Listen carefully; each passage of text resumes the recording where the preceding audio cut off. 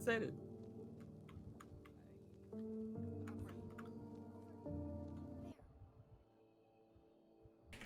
All right, friends, I think a connection is coming through.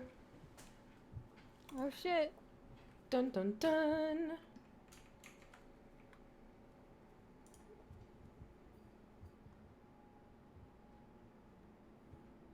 And there we go.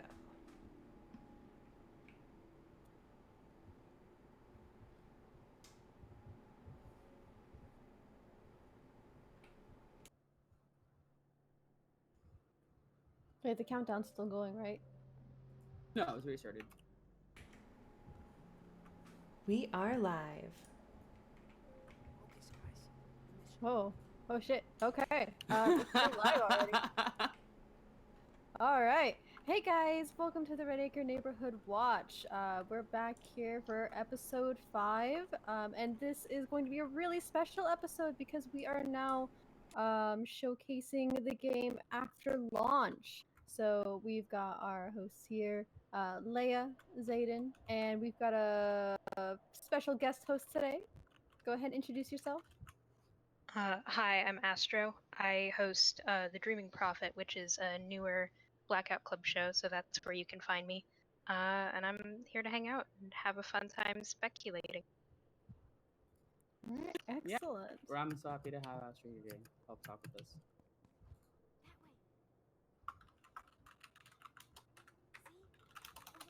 Sparrow says Zayden is just made of memes. That's what he says. Okay, so let's go ahead and get this going here. All right, so I think one of the things that we need to talk about with this new update with the 1.1 is the fact that we have a whole new entire part of the map unlocked now, and that's called Old Growth. So why don't you guys tell me a little bit about Old Growth and what you guys think of it so far? Because it's really interesting. Because the current state of the map, the state of that portion of the map is that it's themed as a preschool. It has some cribs for children to take their naps in. It has a little lunch area. It has a park and some swing sets and everything like that. Yeah. And it unlocks a little bit of a wooded area behind the school as well. So what do you guys think about that? It's so creepy. It's so cute. I love the milk cartons in the cafeteria. Like, I'm in love with the milk cartons. I love the little fine details that are in the daycare. I know we got to see it a couple patches ago, but seeing it completed it's a lot of work, and I really like what they've done with it. It's very nice. It's fucking huge and it's terrifying. That's my input. Like, there's something viscerally, haunting about being in a daycare after dark and a daycare where, creepy shit is happening. I agree. I really respect the amount of work that went into making this just so unsettling the way that it is, because on the surface, if you're just looking around, it looks like your standard, preschool looks like a daycare. Oh, they've got cute little chairs. Oh, they've got cribs. Oh, they've got a fucking organ behind all of the little sleeping areas. What the hell is that? And the deeper you look, the more you find those little traces of something being wrong. No, I completely agree. I might be a little bit biased. Like, I just kind of look at the good side of it, too. But it is kind of creepy. I know the posters also kind of have SAO-esque messaging in it as well. Mm-hmm. Yeah, absolutely. Total conditioning there. It is super creepy. Yeah. I know one time I was talking with SEO about it, and they said it was an honor to be able to play the song for children and to take care of them. So they really An honor, they say. thinking Not emoji. Creepy in the slightest. Yeah. I mean, ultimately, if you consider the origin of SAO, who, excuse me for not saying their full name, but if you consider SAO's core thing is community, and I do feel that in that sense, taking care of the children, introducing the children to the community via the song isn't necessarily malicious in intent. It really must be an honor. I think that fits perfectly with their whole theme. Yeah, I completely agree. and like on the surface, it's just they're kind of just teaching kids to kind of think about each other, not necessarily think about them. But then it kind of does open that door up for them later to be very easy to succumb to SAO like minded hosting. Yeah, like I agree. Yeah, completely. Yeah. Let's talk a little bit about this owl logo because I have it on screen right now, I and I see it right know. now, it's two owls and Oh, the two little owls. Yeah, Astro actually made a really great comparison the other day about those owls in the poster. So why don't you go ahead and tell us a little bit about that, Astro? Yeah, so when we got the wonderful opportunity to see this before it was released in 1.0 on the playtest build, those owls, they were a little bit lonely. They only had one owl on the poster, and now there are two, which seems to signify perhaps a deeper symbolism, if you will. I don't know if Oh. owls specifically would be applicable to speak as one. That's still up for debate, but definitely the duality and I believe the wisdom of the owl possibly may be applicable.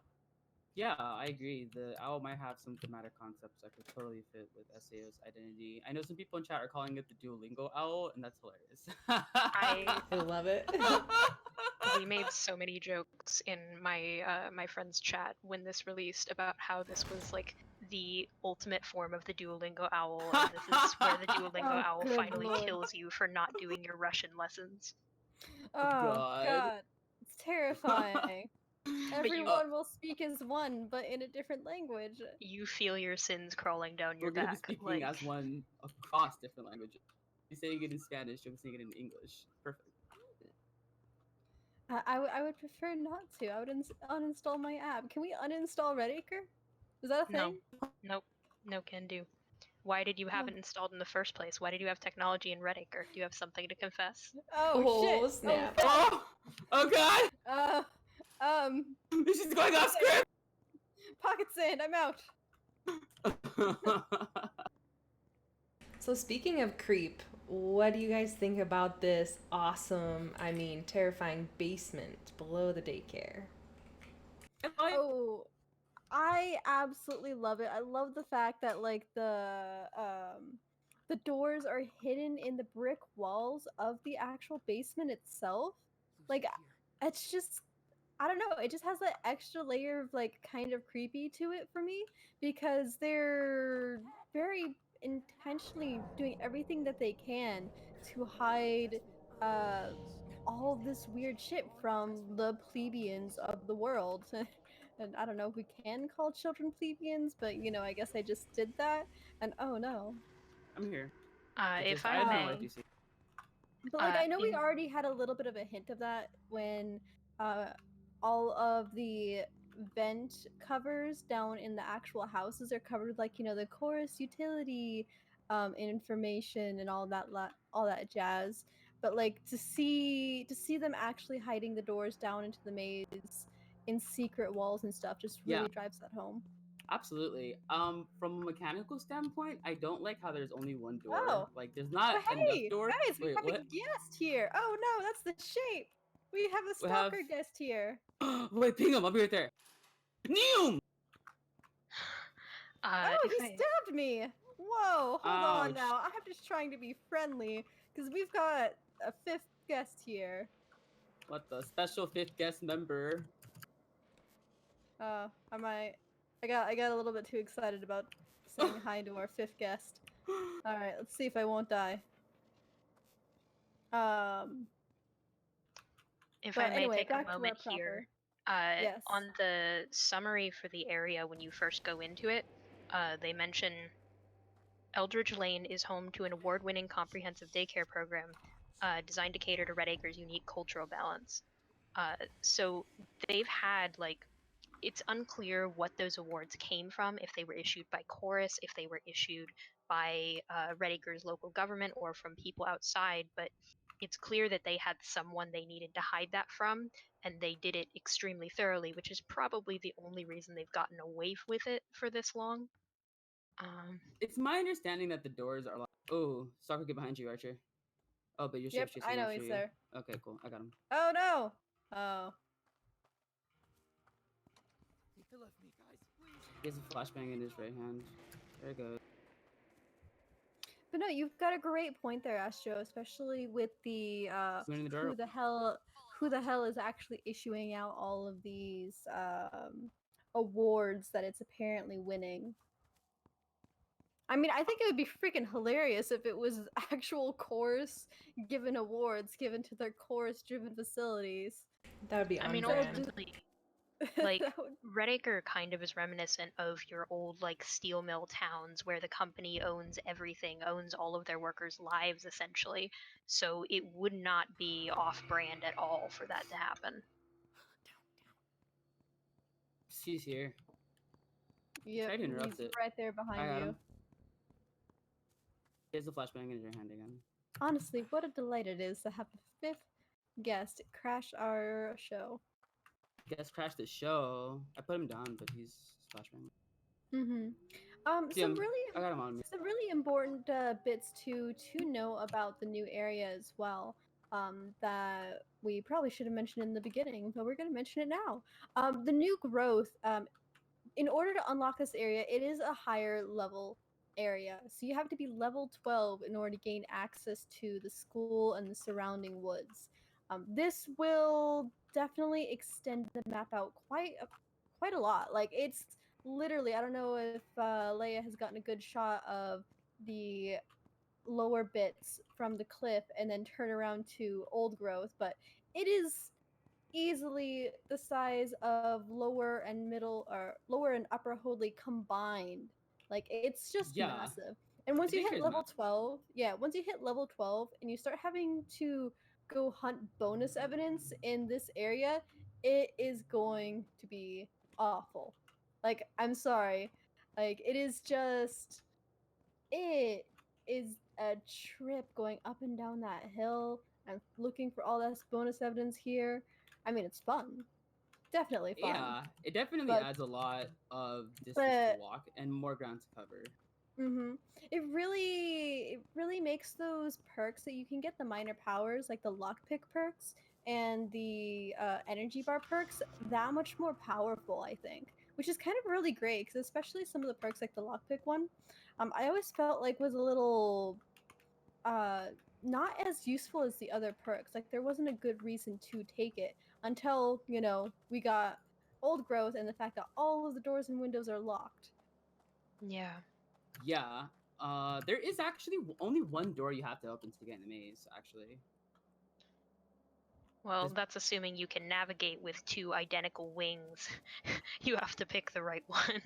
No, not even that. It's a It's in the guessing game. center building. There's Oh, the one door you office, hit. yeah.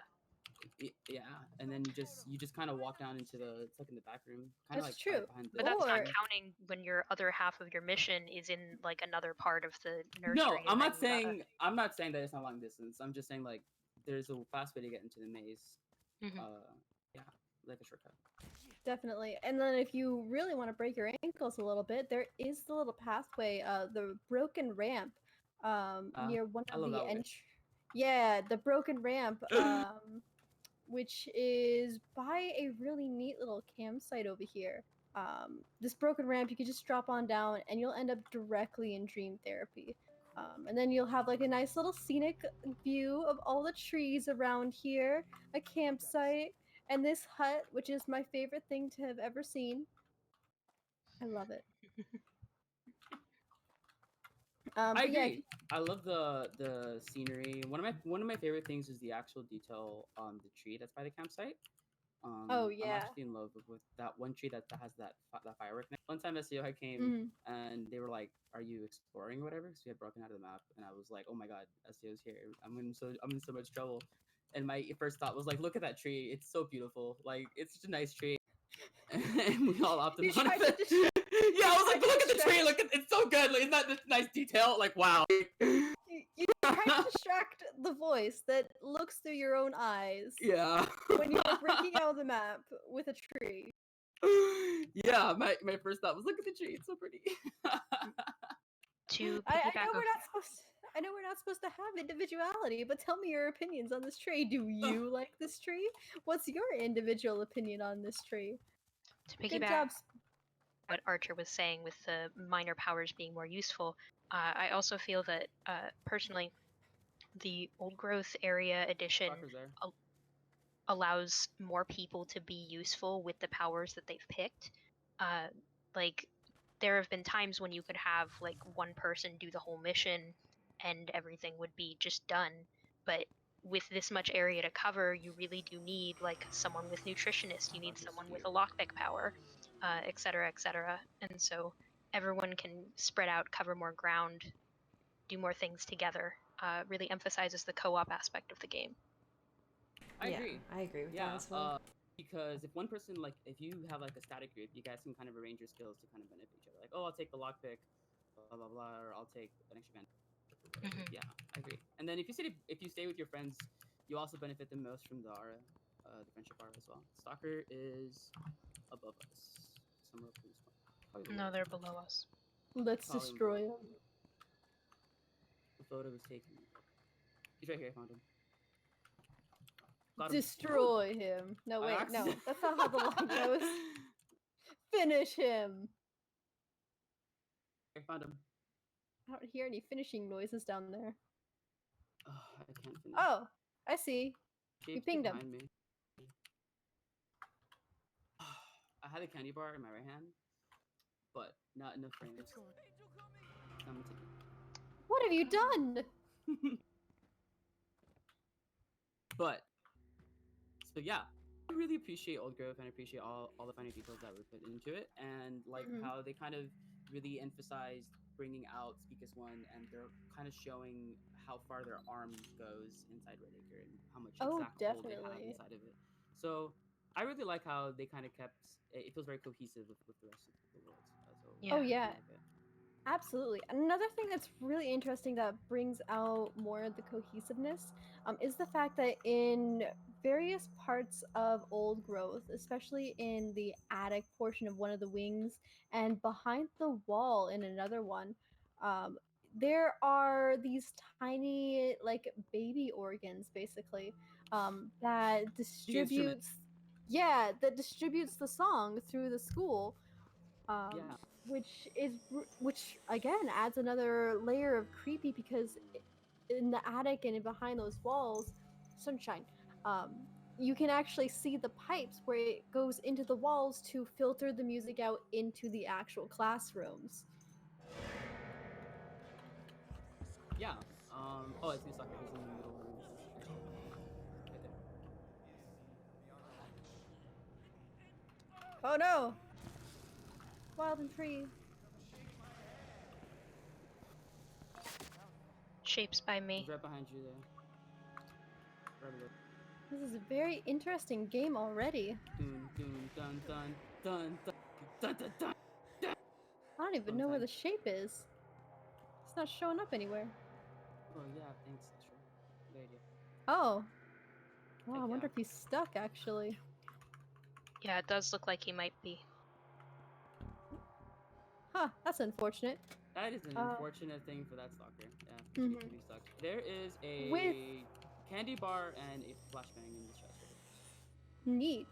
Another really nice thing that came with the new update is, along with the map, it came with some very small quality of life changes, which are honestly fantastic.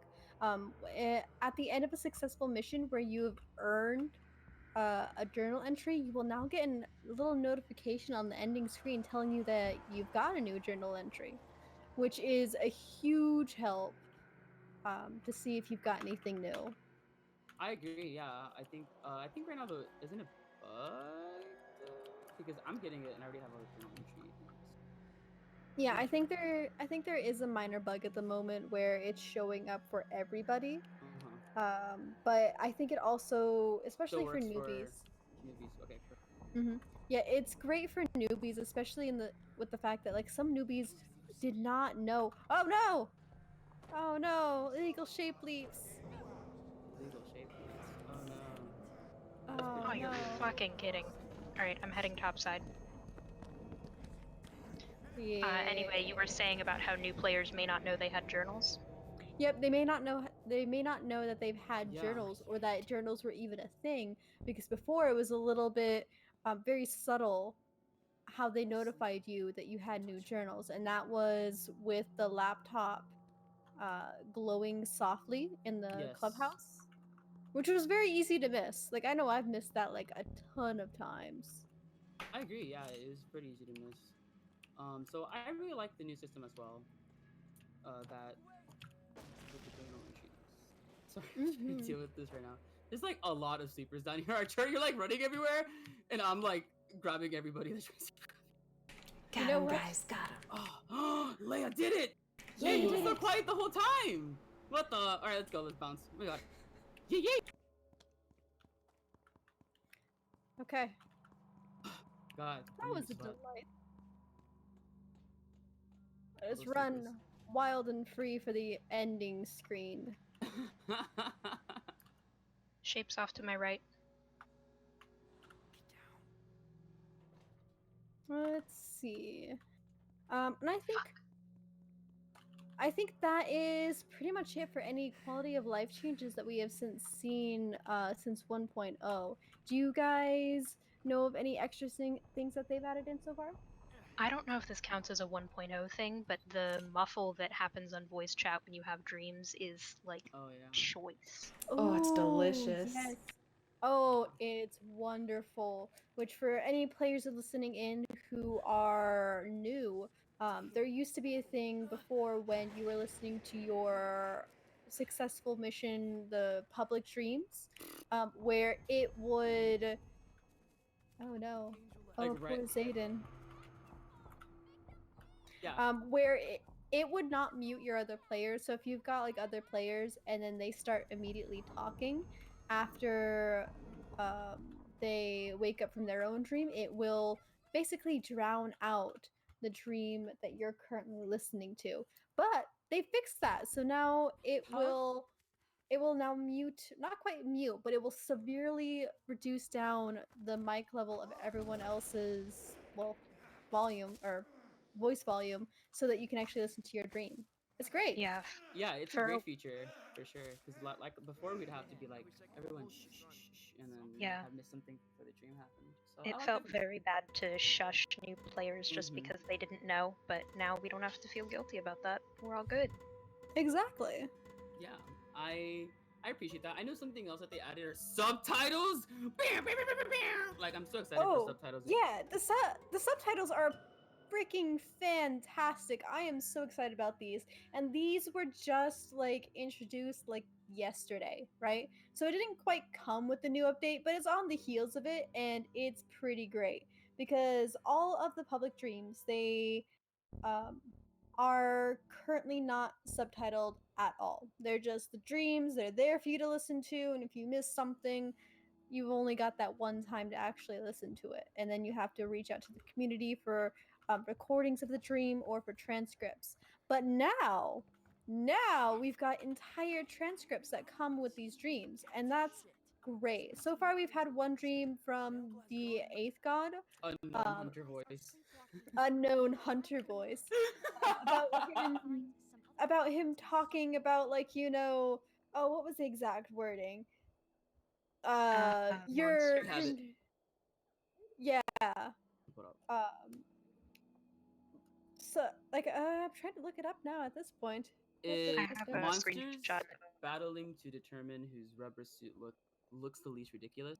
Please, I'm the thing that creeps up behind you while you piss away your life in front of that. I sniff you and then just walk away because you, my friend, smell like weakness and cheap body spray. Well, that rhymes. I didn't realize that rhymed. Is it weakness and sheep's body spray, or was it something like piss and No, it's. cheap body spray? I'm like reading it like It right was from it. mentioned. Weakness and cheap body. Oh Jesus. But yeah, in the official Discord, the devs, Null actually said that we will start to see the old dreams get subtitled as well too. So if any of you guys out there start getting your dreams repeated, but repeated with subtitles, that is not a bug. That is a feature. Cherish it. A It's glorious amazing feature. to me just the commitment that the devs have to their player base, because I struggle to understand things that are being said, especially through the distortion filters. And I emailed, I believe, Patches like many, many months ago, and I was like, "Is it possible for the dreams to be subtitled?" And he was like, "We're already working on it." And I was like, "Dang, all right."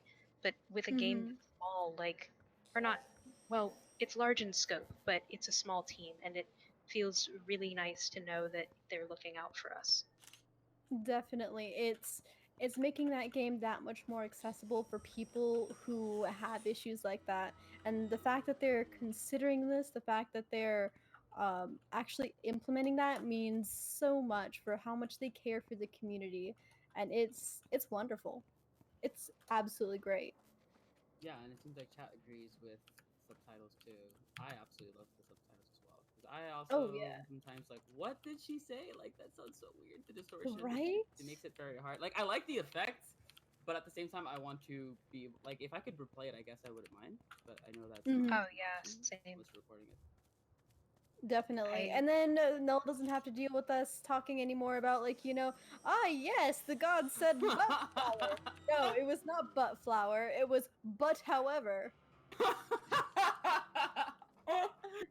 It's so good. I love the flower. No, I mean not like actual but flower, but like you know, meme. Let's see. I'm trying to think. Because the game released last Tuesday, right? Hmm. And Mhm. this has been Blackout Club 1.0. So it's been really exciting. We had the new maps, we had the new quality of life releases to tell us about the journals and to uh, add in extra features like subtitles and the like. And this, with the release, has led to a really big increase in numbers of players because this does actually also mark the occasion of them releasing a version of the Blackout Club on console. So not only is the Blackout Club available on PC, but it's available on Xbox One and PlayStation 4. So if you've got friends out there that really want to play, but their computer can't handle it, but they have a PS4, they are good. They're kosher. They can get the game. They can join in. Unfortunately, there's no cross-platform play, but the game is an experience. It's definitely an experience, and I recommend if you have a console and you want to get it, definitely do it. Um, let's see. Yeah, I completely agree. I'm glad. I'm glad that they were able to reach out to different consoles because it certainly will make the player base grow, and we'll have a lot more people working on investigations and having more god interactions, and that's definitely going to be more interesting to see. There's a Hmm. sense of pride, certainly. I guess secondhand pride may be misplaced of seeing the player base grow as it has and being here to help the new players acclimate because like you look at the join game box now and there's just you have to scroll every single time when you go on worldwide. It's unfathomable. Yeah. Like just a few weeks ago we were looking at maybe like 2 games. I'd log on some mornings and there were none. Mm-hmm. Absolutely right. Yeah, they read no games, and you'd play stalker, and you'd like stalk the same lobby like maybe like 5 or 6 times Yeah. in a row. Yeah, you just wait for them to come back. I like now Mm, all the diversity because there's a lot more different experiences to seek out with different players as well. So. Oh, certainly. definitely. And we've had a lot of people coming into like the official Discord discussing their theories, their experiences, exposing, and then we have the honor, the we're lucky ourselves to be able to like talk to them and tell them all this stuff that we've spent months collecting so that they can join in. Oh no, Oh yes. so that they can join in on all of this crazy lore that's been going on, all these crazy events, which we do have some of those coming up in a little bit here. But before we get on to like the extra crazy stuff, because we've got a lot to talk about that. Um, since we're talking about newbies and getting them acclimated and the like, if you guys do see any newbies out there, please definitely feel free to take the time, teach them a little bit something new, some tips and tricks and the like, because they are experiencing the game for the first time and they're gonna need it. Yeah, I always Um, love playing with newbies because it feels like a refreshing experience to see like the game again through fresh lens. So it's always kind of fun for me to like freak them out yeah, absolutely. and scare them with SAO stuff. Ultimately, Definitely. we are part of the experience of the game. by virtue of being other members of the club, and so we can help set the atmosphere. Like, if you meet someone fun, if you meet someone new, one of my favorite things to do is to introduce them to the daemons, but be very serious about you can't say their names, not just because Oh like no. there's the off chance that a dev might hear you, but also like to set the tone for them so they understand just how drastic it really is. No, I completely understand. I was playing a game actually with a couple of newbies, and they refused to say SAO's name. I was like, yo, just say Honestly, it. Oh, that's Don't- that's And great. SEO was there, so I was like, nah, dude, like, just say it. And they were like, no, we're scared. And I was like, okay, like we were on our way leaving. I had already finished talking. I was like, okay, we'll just leave. Oh, you would tell them to say that, wouldn't you? I wanted them course to you experience would. the god interaction. I wanted them to get Oh spooked. my god. Oh, is that a stalker? Do we have another friend?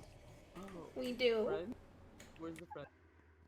Chess The friend is behind Leia, Leia, You're her watcher? chasing with the a lucid. Alright, I'm on my way. Oh, How kind, oh, they shouldn't oh, have. they're coming. Oh, hi. Gotta, Mario Fox says, I love the newbies, gotta get them for SAO. So you can convert them to your cult? The cult of Speak is One? I mean, I'm not trying to convert them to SAO. I always like to present the gods in a very clear, non-biased way. Oh, really? And Tell me about the then- idea. And then if other people want to pursue SAOism, then I kind of hand them a pamphlet of how to like roleplay SAO character. Like some guidelines. I see, you respect their right to be wrong. I respect their right to like want to pursue SAO however they want. I just give them like, hey, like this is what works, but you know, you're welcome to do this however you want. Indefinitely. Yeah, for sure.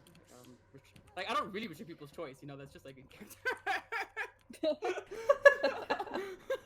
Game Zayden is real Zayden? No. Whoa. Different entities, very separate. Another Yeah, we've really- had. Go ahead. Oh no, go ahead. You finish up your thought. No, I was gonna move on to the next thought, but if you have a thought still on this thought, go ahead. Oh yeah, I was gonna say, and if anyone's listening, wants to have a little bit more in-depth information about lore and facts and the like, Astro here, our guest host, is actually the host of another podcast called The Dreaming Prophet, and it is a gold mine of lore and facts only, no speculation. So, Astro, do you want to talk a little bit about The Dreaming Prophet? Am I allowed to belay that until the community section? Because I'm really interested in digging into the rest of the lore. We got a Oh, lot to yeah. cover tonight. Oh yeah, absolutely. I just But figured, thank you. of course, we'll talk about that more later. Then everyone, stay tuned. It's great. Oh, hello there, sleeper. All right, so moving on. I know like we've had the game out for like a week, but a lot has happened in this very small span of time, right? Lore-wise, Oh, Jesus there's Christ. been a God. lot of lore bombs in this past Oh week. yes. Oh god, everybody strap in because we're about to start talking about some crazy stuff here. Because I don't even know where to start. Where do we start, guys? Oh my god, let's start with like the fact that there's more than 8. Oh god, yes. So for anybody who has not had like their fingers on the pulse of the community, you know how there's 8 slots on the table now? Yeah, that's wrong now. No, there's 10, 11. Yeah, there's 11. There's Yeah. 11 more, or not 11 more. There's Daemons 11 or gods daemon in total. adjacent. Mm-hmm. In We're total. not totally sure, but we have some inclination. Yeah, well, I was talking to SEO about to see how many actually left from their head. I was like, how many did you guys like lose or whatever or create? And they were just like, the number is beyond us, verbatim. So they don't even know how many voices there might be. And then when I asked them if they think there might be other voices in hiding that they haven't discovered yet, and then they're like, possibly. So we should strap in for more memery because I don't think this Oh, is God. the end of it. Oh god. Oh god. It's coming. Frankly, I'm afraid. I think, let's see, where do we we should probably start chronologically, right? So on Monday, this is when things started like getting really interesting. Cuz for the past couple of months, since about early March, we have not had many voiced god interactions in game, or at least not any that has been reported to us in the community Discord. So for a very long time, we were very afraid that the some gods might have, like, might be dying, which they aren't dying, they're fine. Die for you is fine. Or or that maybe this is just how things are going to be. As it turns out, that is not how things are going we're going to be, because on Monday we started getting voice interactions again. And they have been coming out in droves. Like, you can't even swing around in a newbie lobby anymore without having a voice come in and be like, "Oh, hey, yo, what's up? How's it going?" Yeah, for sure. They're like everywhere, and the god hours are just like the paper's ripped, the mirror's cracked. Like we don't know what time they're gonna come anymore. Like they're just showing up whenever now to invade people's games and talk with them.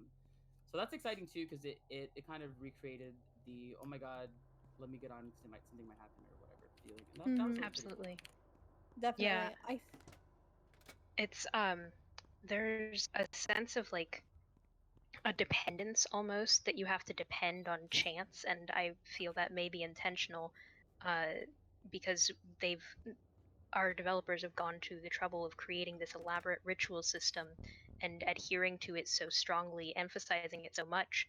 Uh, you have to just pray. You have to have blind faith almost that someone out there is listening.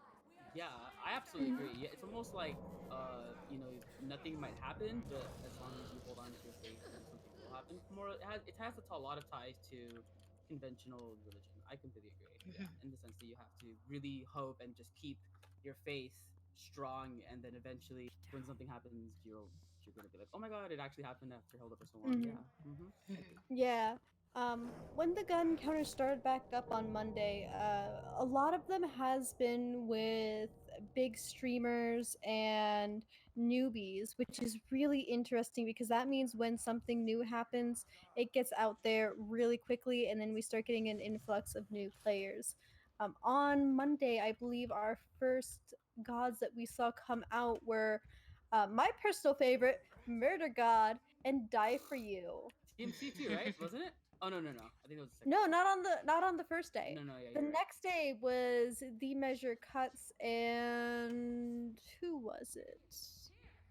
In Her Teeth. DFY. Yeah. No, The Measure Cuts and In Her Teeth. We started getting them come out on the next day. And then or actually, let's talk a little bit about those. Those have been really interesting interactions because these have been the gods approaching new players. And especially in the In Her Teeth ones, she has actually been going around and trying to collect new hosts. Yeah, she's going around and she's kind of have like an aggressive campaign. Wow, I know she sounds had a familiar, dream. Zayden. Oh my god. Yeah, so she's like got around all over Red Acre almost and asked a bunch of kids, and those kids are spreading around too, trying to get their friends to join IHT as well. It's very Hmm. important, I feel, in this, or it was, I'm not sure if this would still be called a sensitive period, but when the game first released, there were a lot of people, I feel, who didn't dig just slightly beneath the surface and see what the game really is about this complex system, about friendship, and about the vastness of the world that we can't hope to understand. And having that showcased with streamers, having it brought to newbies and set at their feet, really sets a tone and helps people appreciate this game that we've taken so much time to learn. They need to be sold on it a lot quicker than we do. I Oh, completely definitely. agree. Yeah, they definitely need to be reaching out to newbies and streamers to kind of bring in more people by the droves, like they've already have been doing. It's been very effective way of Hmm. bringing people in. I agree. And And you're it's playing. worked. Yeah, it has definitely, Yeah, definitely we worked. have so many people in the Discord now, who have been talking to us, who've been telling us about their interactions with uh, Murder God, with Die for You, with the Major Cuts in her teeth, telling us about their interactions with them, the fact that they've gotten halos, the fact that some of them were even actually chosen and given the rare cosmetic items that come with being chosen, such as Mhm. the shirt, which is great. Yeah, and it's great because then that player has a story to tell other players when they Hmm. play them too, and then the It's legend something. will be. Yeah. Mhm. It's something new, it's something interesting. It gets them coming in and asking, "Hey, why was I chosen?" And then they get to experience the rest of the incredible story that we've got building here in Redacre. So now that we've talked about that, maybe we should talk about who else has been out. Ooh, oh yes. Oh boy, this is going to be really interesting. Ugh. So, in the very beginning, when we mentioned that there are more than the 8 gods that we were previously aware of, we meant it. Right after In Her Teeth came out, we started getting reports of a new god. And at first, we didn't really believe it. We didn't think that, we thought that people were like, oh, they're just coming in and saying some stuff. Maybe they just got In Her Teeth mixed up. But then they posted the video, and Seed the Grudge was introduced to the community. Yeah, and a lot of players talked about how this god, I think she's female voiced, right? Mhm. Yeah, she ask players what hurts them and ask them about their grudges and what makes them feel pain and stuff like that, which is really, really, really, really, really creepy. Oh, it's so creepy, and I really, really like it. Um, she definitely reads a lot more as a god of revenge, which I think is absolutely fascinating. Yeah, is it revenge? Yeah, I think it would be revenge, right? Yeah, It's I like, either would agree revenge or vengeance. because it's oh, very personal, like about the feeling. So I kind of I agree that she would be representative of revenge. hmm I believe what were she called you? herself the patron of the scorned, which is quite a name. Yeah, that is quite a title there. Oh, I know. And even though she's only been out for like a couple of days, right? She's already got a pretty strong following of people who want to pray to her and who want to see her flourish, which is great. It's fantastic. I dig her myself. I think she's absolutely awesome. I don't know much about her deal, but I like it.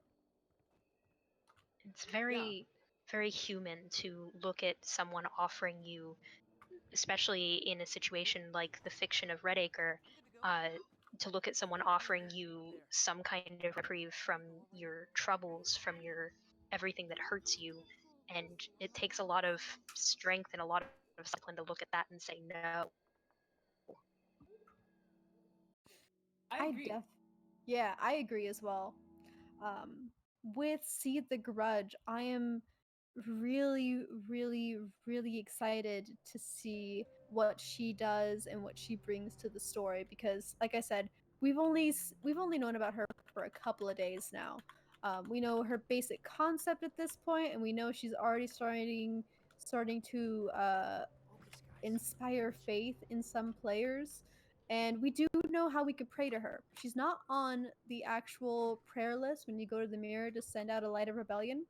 But if you ever want to send her a prayer, just go ahead and say her name and send it to somebody else, and she'll hear it. I thought She'll the definitely hear actual it. wording was you have to send it to SAO and then say, or was it the name, or was In the it? game, names have power no matter what, so I imagine it would be about equivalent no matter who you sent it to, but I I figured do that too. believe Yeah, Speak as One but was it would be specifically mentioned. absolutely hilarious to send it to Speak as One. That way they can just sit there and go, "What the fuck?" Now, That would. I don't no, think go it on. would get sent to Speak as One. Is what Astra says because if you said their Mhm. name, it would get sent to STG no matter what god you sent it to. I agree. From my understanding, which may be flawed, it's just that if you're maybe having like a Discord call or something, if you say their name, it's the equivalent of buzzing them in, of tagging them and being like, hey, listen up. It Could be. allows them to listen in. I'm not sure about the actual prayer mechanics. Mm-hmm. I actually would probably say there must be like a different part, a different piece of that mechanic because I recently during this week when Murder God was out and about and being frisky in the Don't Blackout Club world, No. Active then? Anything that isn't frisky. Going for rowdy romp. No. Oh god, okay. We're moving on from that. Cause now okay. Alright. Serious talk now. When he was out and about and visiting players in the game, I had sent a prayer to die for you a couple days beforehand, and I very specifically mentioned die for you's name, but he still stole it from me, and he still answered it. Oh, I see. Mhm. Well, I thought the eighth god did that like that. That was his thing. Like he was gonna steal prayers that were sent to other gods because we don't have his name. So how would you even pray to the nameless? Exactly. The fact that not only has Murder God done it, but because that Seed the Grudge has, it maybe implies that it might be possible with the other gods too, even if they are on the table, which is definitely something to look out for if you're trying to send a prayer that you don't buzz in the wrong person. Mm-hmm. I think that's I probably definitely also agree. true for just talking in game as well. Because I know one time when I was talking to the Idare, he said that he will never come in and listen without announcing himself, but that Mhm. he was different from everyone else that way. Mhm. So I think they can probably hijack prayers and they can probably just come in and listen without saying anything as well. Wild Oh, we've shit. got another guest. Another guess. So, from my understanding, and I'm not in the public Discord, but from my understanding, Null has said that Seed the Grudge was in some early dreams. I took this to heart and took a moment to go back over the early dreams, and I think I may have found two that she was in. Ooh. I've been referencing the All Dreams transcript stock that was made by the community. Mhm. I'm not sure who specifically to credit with that, but it's a lifesaver. I I think believe it that's was Liz. Liz the Noob and Fluffy Raven. Well, thank Yes, you to both of absolutely. them for sure. But the dreams titled Go Easy on Us and the one about the shape body pillow, both are from an early period in the game where all of the gods had to introduce themselves because we didn't know who they were. And although they sounded vaguely like In Her Teeth, enough that people began to associate them with her, they don't mention a specific name of a god, which is very odd for that period of the game. Ooh. It's also worth noting.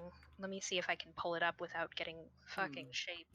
There are other dreams I think in that period where we don't like we might have just assumed it sounded like another god because I know what our reasoning was, and it might seem kind of silly now. Our reasoning was that like oh it was early access, so they're still trying to work out the kinks and they're trying to finalize the voice modifiers and stuff like that, and that's why they sound a little weird sometimes.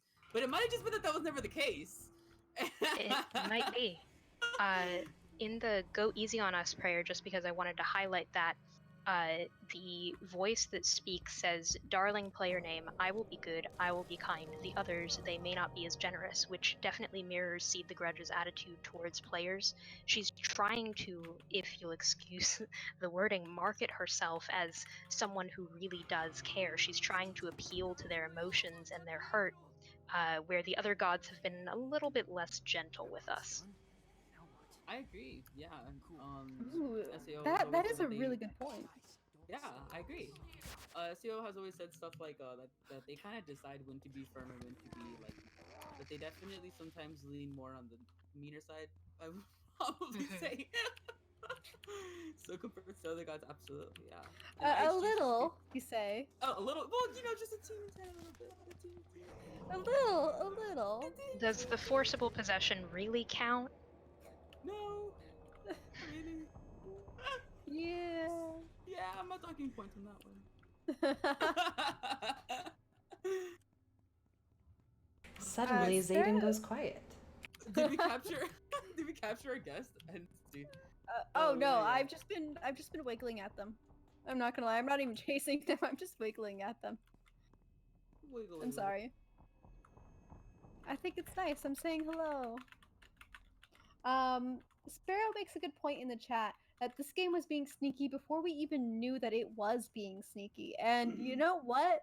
That's very, very true because they keep sprinkling in these tiny things that when we look at it like years down the line, I say years, but it's more like, weeks, because I'm over exaggerating like that.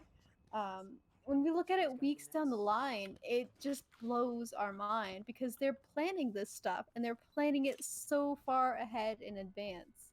And like, I kind of wonder if they expected us to discover it earlier, or if this is all going according to plan for them. I'm sure some things like they might be surprised that we figured out Mhm. faster than others, but I mean, there's no way we could ever confirm that. I'm just thinking. There's Yeah. also no way that we could communicate that kind of information across the Absolutely. whole the whole community. It's vast, far-reaching. So that alone preserves some of the mystery.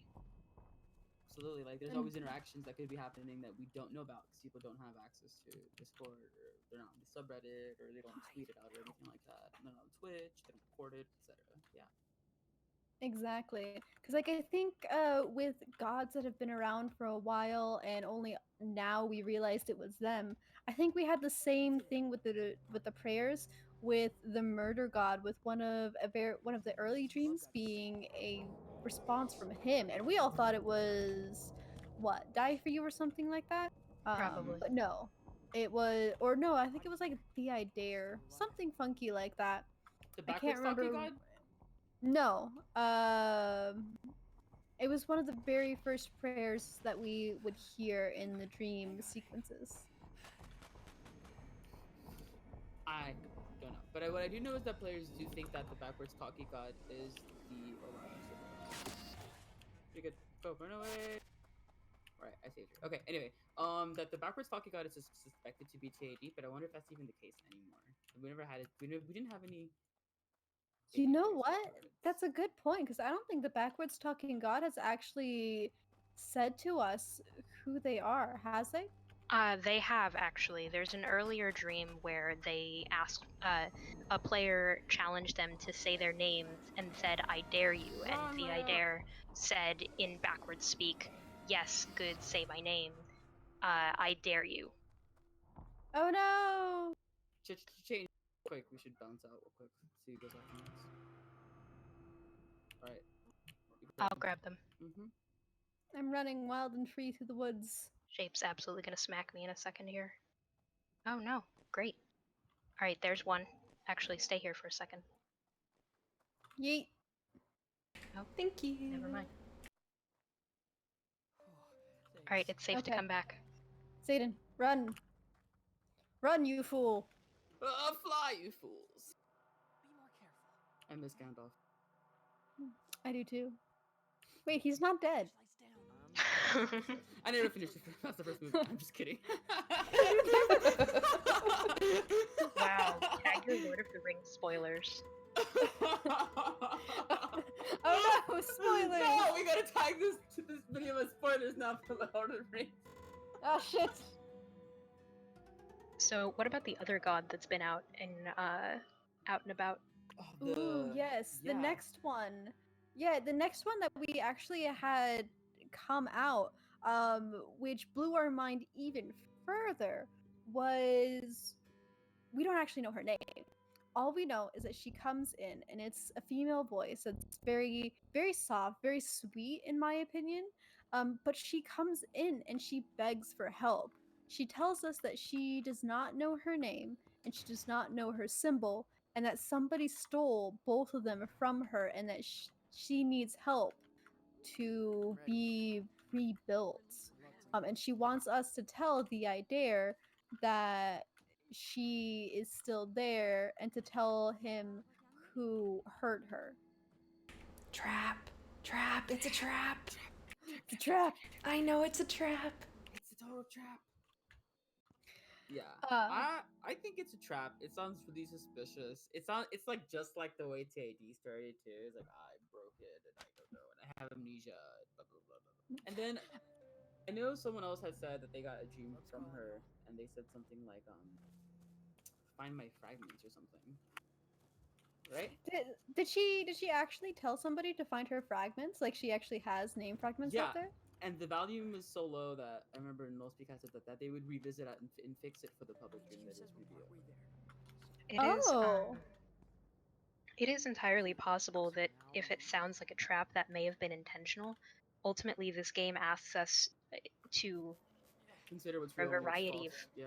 yes, and also to consider a wide variety of an audience. Like there are people who follow different gods for whatever reason. I follow Die for You, you follow Speak as One, and we have our own reasons for this because we're different people, different ideologies. So where I might be more inclined to help someone who asks for help, someone else might be more inclined to consider why are they asking for help, to be more suspicious because of their lived experiences. So this god may be just as divisive as the others.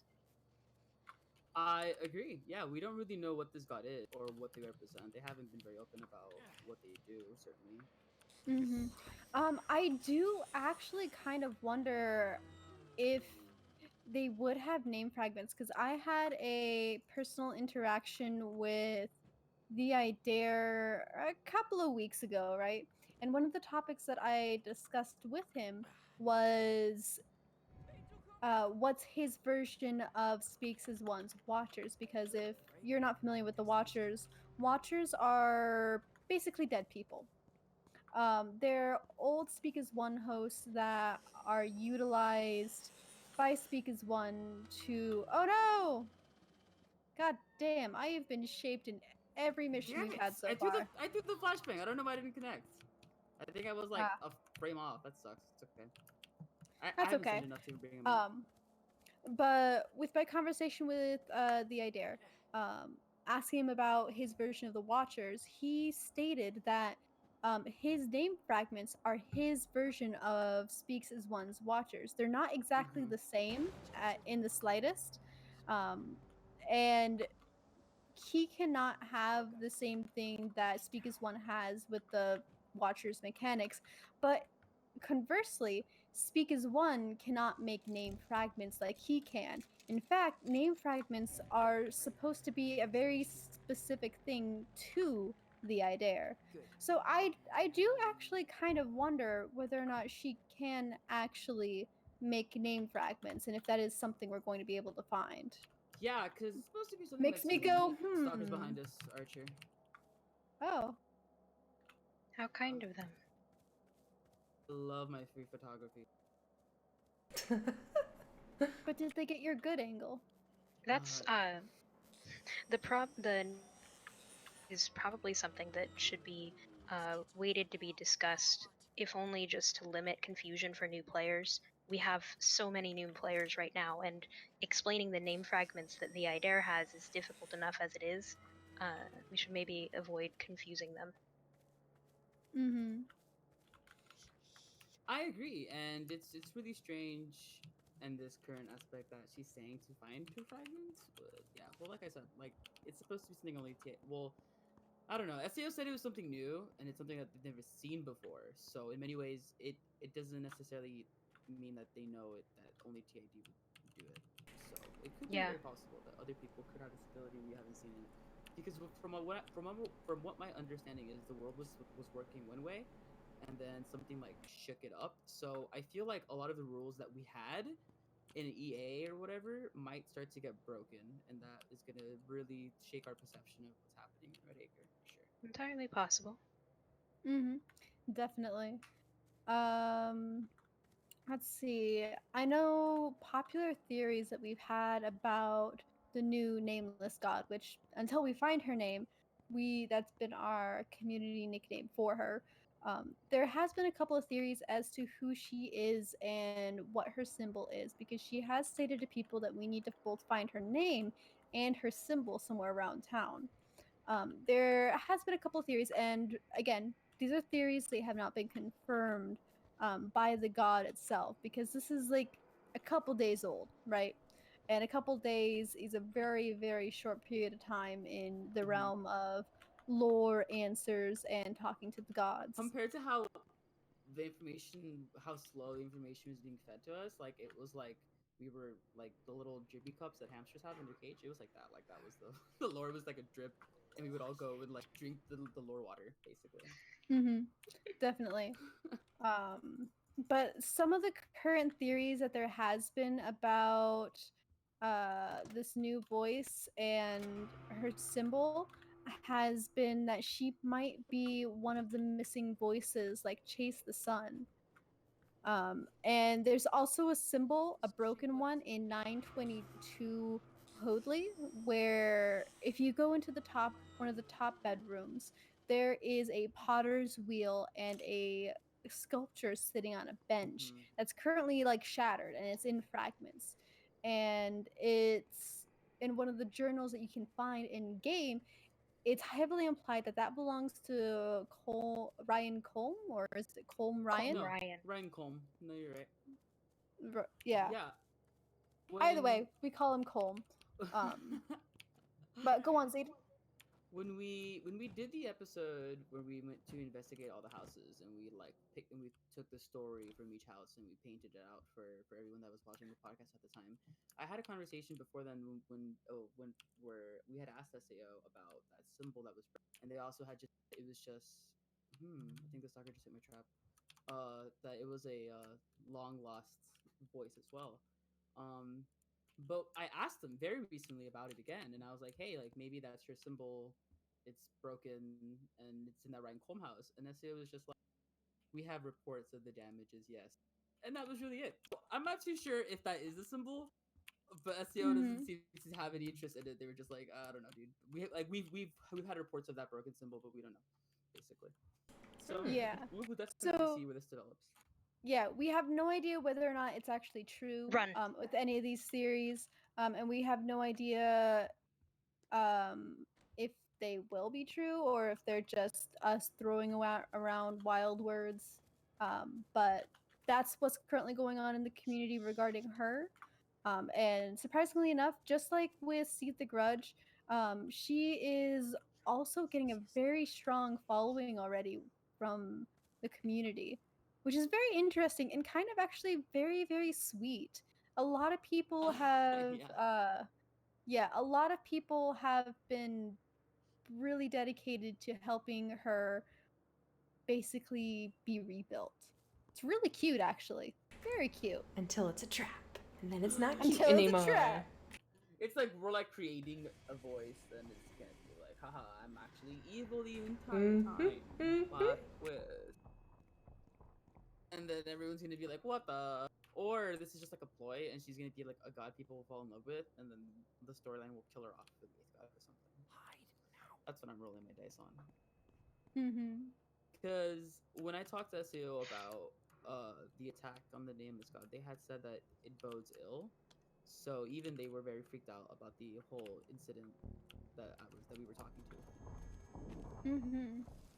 I think another theory that we have been discussing with Nameless, as she is so called, is the fact that during her encounters with people, she does mention that her name has been stripped from her, that somebody stole her name, which has led to a lot of conversations about like who shattered her, or not who shattered her, who hurt her, who stole her name. And so far a lot of us have been guessing that it was that she is a victim of the eighth god, or murder god, because that is one of his MOs, is that he does steal the names of his victims. Yeah, he steals lighters, he steals your body, he steals your sense of sanity. Yeah. So I can totally buy that he's stealing people's names and kind of like wielding them. Maybe that's his thing. Like he has no name, so he has to steal names. I don't know. Definitely. I actually think it might not necessarily be like his thing in general, so much as it's just something he enjoys to do, and that's a side effect of his core aspect of him wanting to be better than everybody else and then being able to brag about it. Because what's a better way to brag that you're better than somebody than by stealing their identity? Their identity and their like Lester has Stalker, right? their core. Yeah, I do. He's given me a run for my money, and I'm about to get shaped. Yeah, I noticed. Ooh. Pinged him. Shapes down here. Be careful. Cryptogram library. It's gonna come back on me now. But yes, to go back to the topic on hand. And I know beyond those Mhm. two interactions, we've had a third very strange interaction as well that hasn't happened Mhm. in for a very long time. Come back again.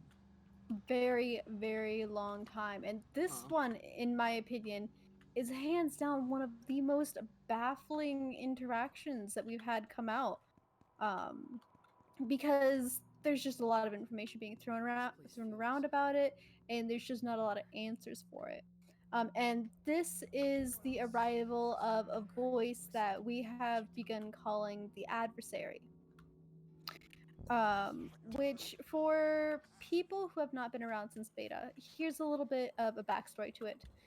Back in beta times, when God interactions were going out and about, there was a very specific interaction with a very well-known streamer called Cryotic, where he talked to a voice called the Adversary. No other name, just said that he was the adversary, and they took him to saturation control and told him to follow his symbol. After that, we have heard nothing about the adversary until a few days ago, where the exact same MO has been repeated with multiple players and multiple sessions, and it's been throwing everybody for a loop. Yeah, definitely. It's really strange to see this event coming back. And it's really weird how the event kind of goes around because he kind of guides the kids out of saturation control. And then after they leave, maybe next time you can escape with me. And this isn't the first interaction that has gone or played out like this either. There have been plenty so far that have been, people have reported that have gone this way as well. Mm-hmm. I Oh, actually got a that's. chance to follow up on that actually and investigate it with my guild last night actually. Oh, really? Mm-hmm. So we reported to SCFL that the adversary was taking people to saturation control and like taking them out, and then SEO immediately starts like being like that's impossible, like that can't happen, that shouldn't be what happening, and then we were like okay, so is it like the adversary, is it a voice, and then they're like no, it's like an old host of TAD, and then we're all just like okay, so like so it's like a fragmented version of TAD, like before fragment version of TAD, and then they're like no, a human, an empowered human. Ooh. Oh, motherfuck. Nice job, guys. So the voice actually taking people to the like the adversary voice in SAC control seems to be, according to SEO, an actual human that has become empowered by TAD, um, and is held in captivity. And I think that's why he's saying maybe next time you can escape with me, because maybe what they're trying to imply is that the kids have to break him out of saturation control, and that's why he's maybe taking them there to kind of like train them how to get out of it. That's just my, obviously that's my tinfoil theory. ST also confirmed that this person was a male too, so a lot of people have been saying that it's Cody as well. So Oh yeah, yeah, Cody. Okay, so I'm kind of shook right now because I, I didn't know really a lot about this, and I'm yeah. I just we literally got it last night, and I posted it like this morning. So yeah, okay. So now I'm so confused because like the only time that SAO talked to me that I actually looked at what they were saying, the first thing they said to me is like, "Why are you helping the adversary?" And I just assumed they meant the IDARE.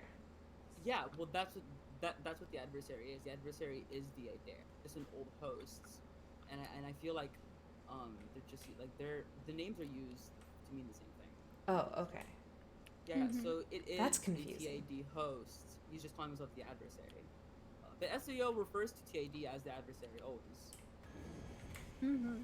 Which this actually kind of low key makes me happy because I was theorizing that this adversary, because back in olden days before release happened, um, there was a lot of theories that that was like the Idare, but like an older version of the Idare.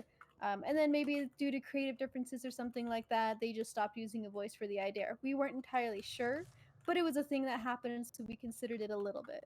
But with this made us all think because within like a day or so of the adversary coming out, the idea actually went out and talked to other people. So of course, This is not actually the idea gaining his voice. This is someone completely different.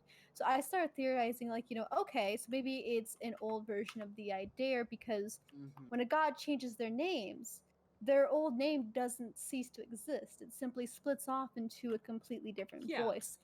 Or it was the weird, messed up pet experiment by Speak as One that they're keeping in, like, a cupboard underneath, like, the stairs. And it's the Which second one. it's the last one. The one that I was not expecting in the slightest. That I was Me like, too, and yeah, that's why when I had them in the game, I had to immediately clarify whether it was gonna be like, is this his old version that doesn't have connection to his real self? So he like there's split entities now. Like no, it's the same. They're still connected. They have the whole thing. It just hasn't been. I don't know if TID is in contact with the host and saturation control. That's something for the TID people to find out for sure. But I can't figure that out. So definitely. Like, I don't know. I just think that's really interesting and a little messed up that Speak as One has just like this pet human in saturation control yeah, and they got that empowered. What the heck? It's so to weird. be a voice. Yeah. I can't even with it. I was completely baffled and stunned when I heard this. I was screaming for maybe like I don't know the entire match. I don't know. This makes a good point. Pet human is more like a captive. I mean, you're not wrong.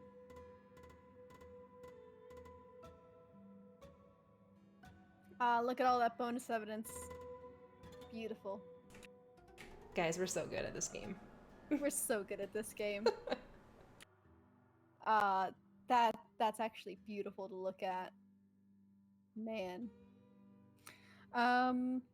Let's see.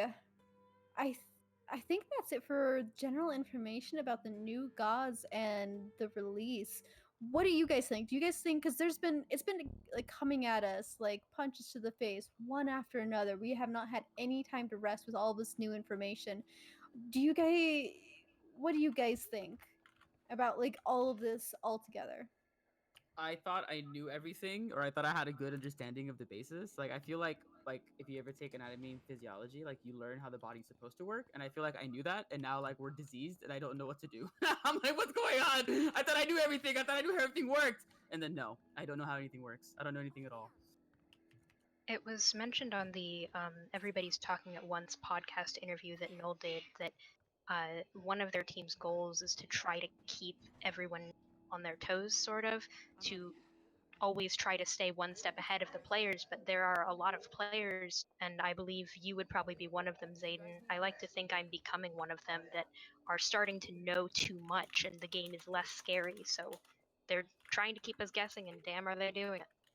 Oh, absolutely. Yeah, I can totally see sometimes them trying to freak me out in regular SEO conversations, and they're very successful still. So I still get spooked. It's always fun to get that new, fresh experience of being scared by the game all over again. Mm-hmm. I don't know, guys.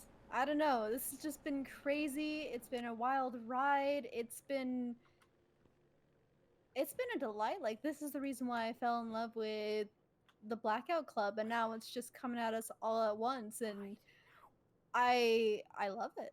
It's great. And you know what? I just want to like toss a little bit of shout out to the devs in general to just say, like, thank you guys for making such an amazing game that can't really be defined by conventional means. Like, there's just nothing like this out there on the Yeah. market, and I'm just so happy that we actually get a chance to like experience it. Like, Definitely. experience it and participate in it. It's great. I'm at a loss for words about it. I completely agree. I'm so happy that we have an opportunity to play the game before it like got released and help shape some aspects of the game and give the devs their feedback. And they were always very receptive and very transparent with their intentions and what they wanted the game and how they wanted it to play out. And yeah, And to be here to build a foundation for the new players. Like, we need this new blood, and it's here, and it's wonderful. absolutely, yeah.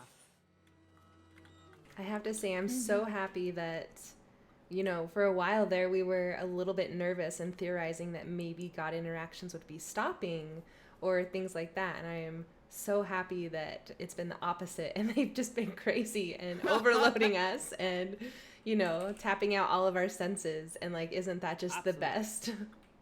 It is. It's so cool that they were able to like kind of revitalize at least my scariness towards the gods now. I'm pretty freaked out. Like even to be sitting in this lobby. Like if something happens to us. Null sitting in his computer chair, leaning back with a glass of wine. Huh? Wouldn't it be a fun time to mess with the Red Acre Neighborhood Watch tonight? Summon shape. Oh God. Summon 4 shapes. Wow, what will they say now? Also, would I saw cry. that illegal shape jump in Plexus. I didn't know he could do that. I mean, like, I've heard illegal shape leaps, but I didn't, like, visually think he did that. I thought he just teleported up there. Kobe's all the way up to the lights. I was like, what the heck? Oh, I think we might have a stalker because I just got flashbanged. Oh, that's cool. Yeah. Oh well, I'll say hi to them. But yeah, no, I knew the shape could reach you through like beckoning, but I thought he had to notice you first. I didn't know he could actually hop up there. Frankly, I'm offended. I am hurt. I'm I am appalled. crying. This is a blight upon nature. Well, see, it's just like in fucking Samurai Jack. He was wearing the weights on his legs and he took them off and now he's even more powerful. Oh god, it's like the fucking scene from Naruto with Rock Lee. Oh Exactly. god. Literally, he like drops his weights and shape is equivalent to the shape taking his wings out. I'm still crying about it. All right, should we talk about the new dreams? I think that's up next on the docket. Yeah. Yes, we've had a couple of new dreams come out. I think we mentioned one of them with the subtitles. Zane read that one off. Mm-hmm. Yeah, I think that But- one's the Um, most recent. Yeah, that We is have- that one is the most recent one. We have one from the Measure Cuts. This is since the last Neighborhood Watch broadcast. One from the Measure Cuts about vegetarians. One from Speak as One about I think a Arts is, kid named I think- Gabriel Yeah. saying join us, very welcoming. And one from our Daemon of the Month about the fear of death. Cool. So now Mm-hmm. Gotta stay on brand. Scared to Lucid, try this watch one out. hot tip. David's hate him. I love it. I love the voice acting is just it's getting more refined and you can hear people being more comfortable with the personas. Definitely. And now that we've got the new gods coming out too, I suspect we're going to get a lot more answered prayers out there, especially from hopefully the newer gods as well. Let's see. Sorry, I was working my way around a sleeper here. You're fine. I'm making my way over to the. How dare you? That's not allowed. I know you have to go to sleep. Oh lord. So can you guys actually tell us what's in the content of those other dreams, such as the vegetarian one? Because I think I might have missed that dream. Oh, that's a great question. Let's see. It is not in the transcribed doc. Whoops. Ooh, we don't have a Yeah. transcript. Oh no, we'll have to hear it. In the meantime, while No, sorry. Zayden's doing that, let's go ahead and have a quick commercial break. We're going to talk about the best god in game. Let me tell you guys about him. His name is Murder God. Is that so? So what kind of perks does he come with if you ally to him? The perks that he comes with is the fact that you will be the strongest of your entire team. Mm-hmm. You will not be afraid to throw down. Mm-hmm. You will be able to function underneath pressure, Right. and you will not be stressed out. In fact, you will flourish in the pressure Now, will you- in game when you have to fight other people, shapes, adults. Would you say that you've been seeing these benefits in your own gameplay? Hmm? Oh yes, absolutely. Especially today. Especially today. No fear. No fear at fucking all. Zero fear. You seem a little skeptical there, Astro. So Who do you think the superior god is? Well, I actually think that Zayden just started talking, so maybe. Oh yeah, Mr. Music Man actually took the time to write it in chat, which is great. I took the time to hear it actually while y'all Very were kind. discussing the battle royale version of the game. So if you want to become a god, you have to be a vegetarian. That's what the player says. And then TMC replies, "Stop eating meat to become a god. You're going to give you a nosebleed, and it is your nose. Your hypothesis is problematic. Let us first define this word, God. Must it merely respond to prayer or after belief? Create visions? So far, so good. As to miracles, I would say we need to begin testing, wouldn't you?" Man, TMC talks in such cryptic language. I think I need to go to college for 4 years to maybe understand what he just said. Thankfully, I have a dictionary Wait. of the stars here. Wait, hold on, Zayden. Oh, which word is too big for you? Nosebleed. All of them. No, it's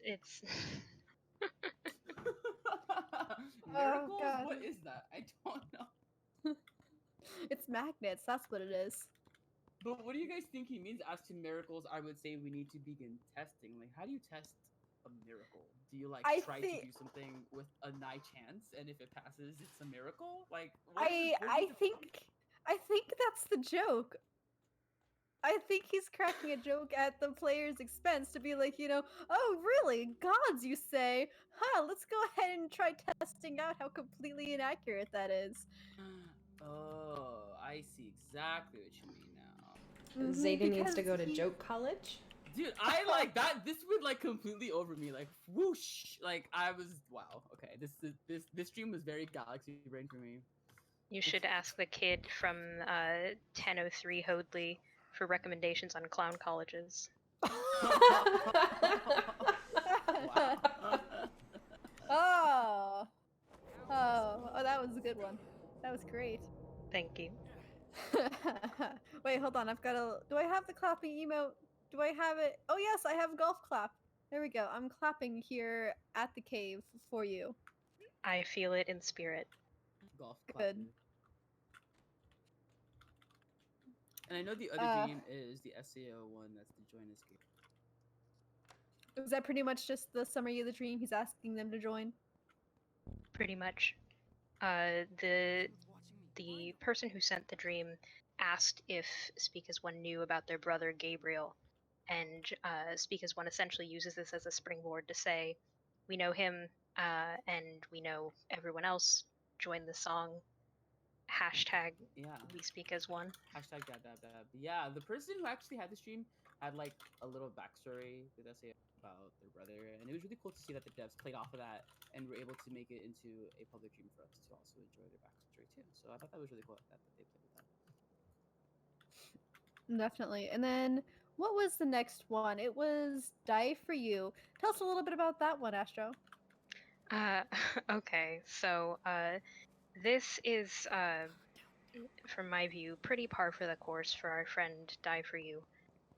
He has several dreams where he's stressed that his name is quite literal, that he wants players to be willing to sacrifice everything, and he specifically tries to word it as a lifeline. He talks about the fact that if you have something you know you're going to die for, if you walk towards it willingly, for that thing you won't be afraid. And especially since we're playing children in this town that is trying its very best to kill them, that's a very scary thing. It makes sense that this would appeal to them. Return them, kill them implies we want to hurt. No, does it? No, does it? No, but to be fair, SEO doesn't want to kill anyone. We had a dream about that earlier. SEO was like, we don't want to kill you. We just want you. Oh no, I don't think that's Yeah. their intention. It's just that it's most certainly happening. There are definitely like kills there is a dying there is in this a real game. threat for sure. No, yeah, there is Yeah. a real death threat for sure. Yeah, and I think that interaction was one with me that I had to Speak as One, where they specifically came to me and said like, "Well, no, we're not trying to kill you." You just keep In response resisting. to prayer. Exactly. But I think that's actually a pretty good segue into our Daemon of the Month. So Astro here is our host representing Die For You. So, what would you like to tell us about Die For You? He's fucking crazy and it's great. Hey, that's my line. All right. Oh my god. So basically, like, the thing about Die For You is that he, like the other daemons, is not good. He is not benevolent. Everything is a little bit scary, a little bit extreme, and he is certainly no exception. His core themes seem to be mostly martyrdom, fanaticism, if you will, passion for sure. Um, and he plays into those quite heavily when he gets the chance. He does try to be helpful. He's given us a lot of beginner lore in the early dreams to help us acclimate to the world and adjust, but he has just as frequently advised us to like give our lives in pursuit of some passion, some cause. And it's pretty, we're in a very dangerous situation. He certainly fits in here in Redacre. Definitely. Like, I think I'm looking at his little blurb right now on the sacrifice table. Like, it's even shown in his blurb, because this is a quote from one of his followers. I got shot trying to stop poachers. Almost died in the ambulance, I guess. Blood in my mouth, delirious, trying to say no one cares. The EMT gave me this weird, sweet smile and said, they will now. Yeah, that's I've been trying not to speak too much about myself in this, but if I segue just briefly, this was the thing that made me get the game. Like, I have a policy where I don't play games if they don't make me feel something, and so I researched the Blackout Club heavily before buying it. I was unsure because I don't play horror games. I found this quote and it just it clicked because I fought in like emergency preparedness situations, emergency response, and this idea of selflessness, of sort of self-sacrifice, definitely clicked, and I was like, all right, I'm sold. Yeah, he definitely does represent those things, and it's kind of alluded a lot in the actual quote itself. Um, and yeah, I would definitely agree that he does represent fanaticism and martyrism as well. Martyrdom. I don't Close enough, we all know what we meant. It's Mm-hmm. about intent. It So is I about wrote up intent. sorry. What was that? I was going to say I wrote up some stats before we went live, which was that in 8 of his different dreams, which is about 19 to 20 total that we think we have, he has 8 different ones where he encourages players to give up everything, and 7 where he's specifically to die for the thing. So he is going hard with his message. Just in case you weren't listening, listen up. Yeah, I. He does speak in 8 different public dreams, like you said, and he does encourage a lot of players to give up something or something for. So a lot of it does have to do with sacrifice Game faces. and. Oh, we're going to Guys set. need me? Oh yeah, of course. Go already. Do do do do do. Pound of Flesh asks a question: is there any way to increase your odds if the voice is approaching you in game? I definitely would say that if you're with 4 people, it does make it easier for the voice to find you. It does kind of make you prime real estate in a way, because instead of having just interactions for one character, they'll do it for 4. So it's kind of easier for the devs to kind of work their way through that. So if you have a full lobby, I would say that also will Club's maybe help calling you all. get an interaction. Definitely sacrificing and burning a lot of light and hoping is a big part of the formula too. Mm-hmm. But what do you guys think? Are there any ways you might be able to increase your odds of voices appearing in game? I think that's pretty much it. It's dedication, sending out lighters, sending out questions that have like meat to it, because the gods will answer to questions like, what's your fast food order and stuff like that. They will answer them.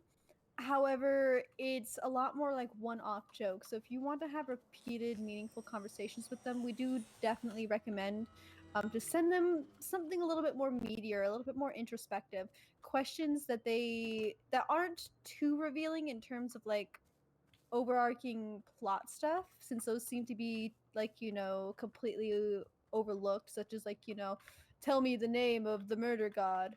Like, he's Mhm. not going to come sauntering in to tell you that. But if you put in some work and say like, okay, this is what I believe your name is, that has a much higher chance of him coming in to Correct actually you. speak to Yeah. you. Yeah. Mhm. I completely Smack agree. you So down. yeah, exactly. To come in and tell you, be like, "Well, you are fucking wrong." Exclamation mark. Mm-hmm.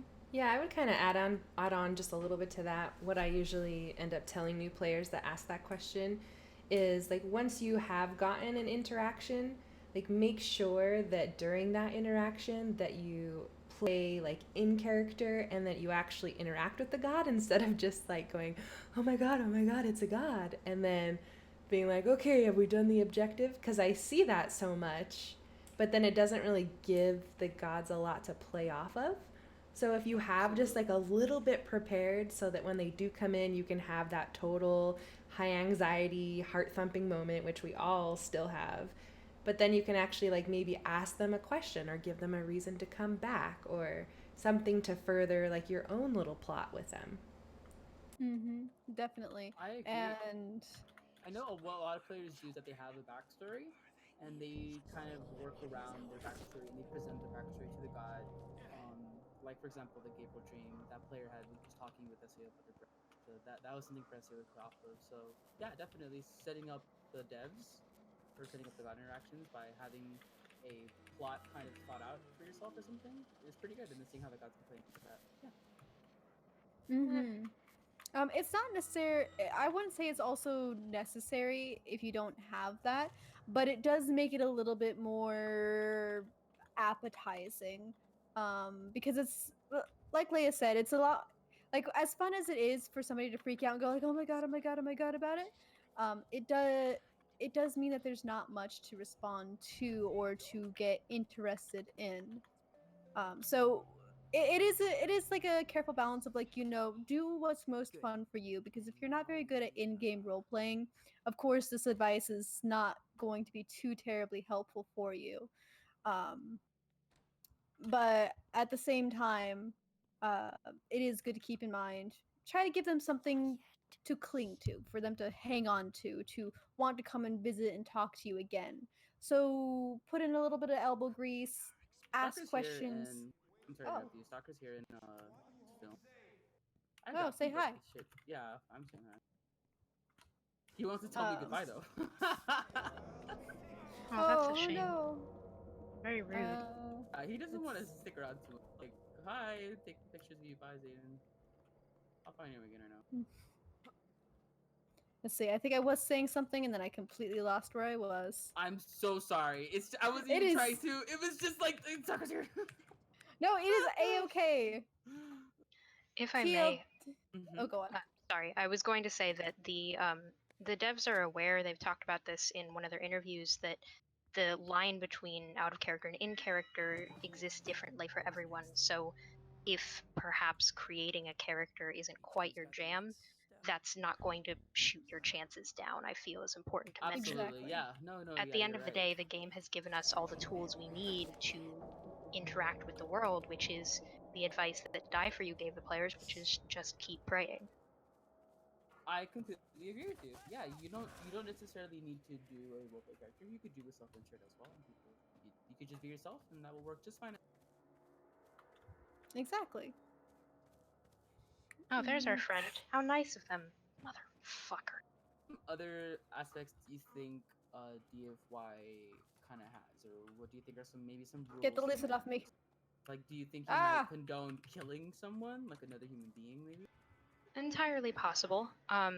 It's about sacrifice, and sacrifice can look like a lot of different things. I think ultimately he would have to have the final say there, but if you like, if per se you wouldn't normally kill someone, if that's a moral that you have, if you sacrifice that for your passion, I think that is certainly invoking him.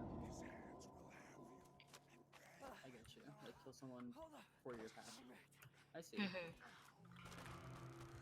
Yeah, and Yeah, that the kind of stalker. answer is almost kind of laid out for us in the quote too. I don't even know why I asked because the kid that got sent to the ambulance got shot trying to stop poachers. So in a way, he was kind of risking his life to kind of stop someone else's in a way. Maybe I don't know. I Yeah. don't. We Mhm. don't know the whole story, but yeah, I see what you mean. Definitely. What do you think his relationships are with the other gods? I know TID has considered him to be his love-stricken brother or his love. We got a stalker on us. Yeah, he I can't say that I'm necessarily up to snuff on all of the interactions with the other gods. Uh Mhm. but uh I do know that he has been talking to the Aider in some manner or another.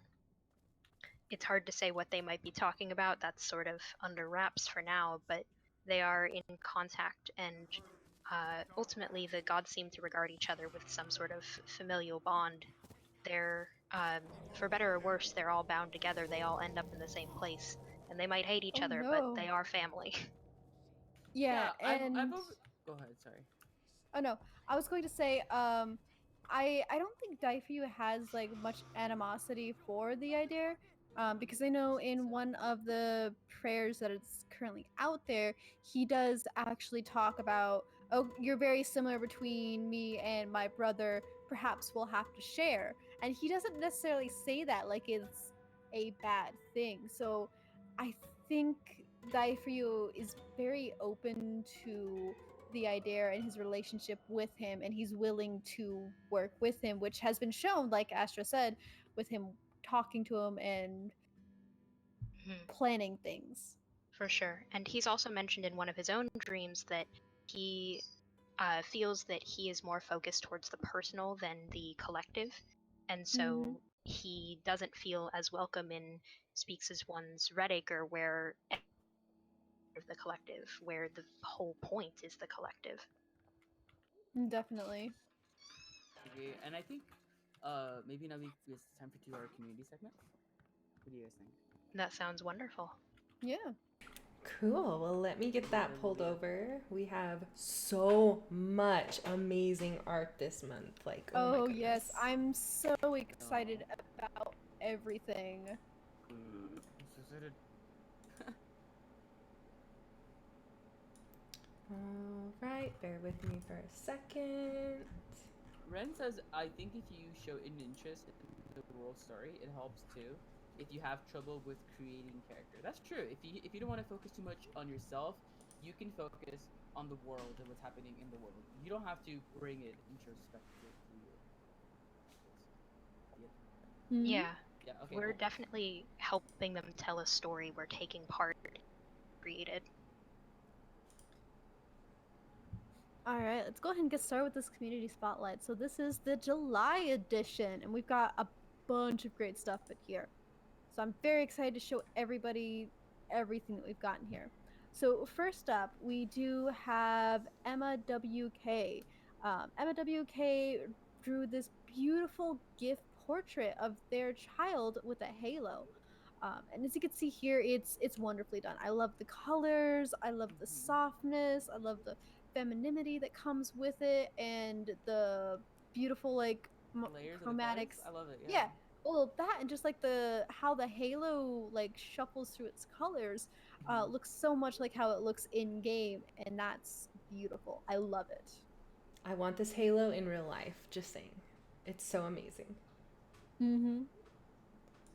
And as you can see there, if you ever want to take a look at their stuff, they have their Twitter and their Instagram at underscore Mononoke.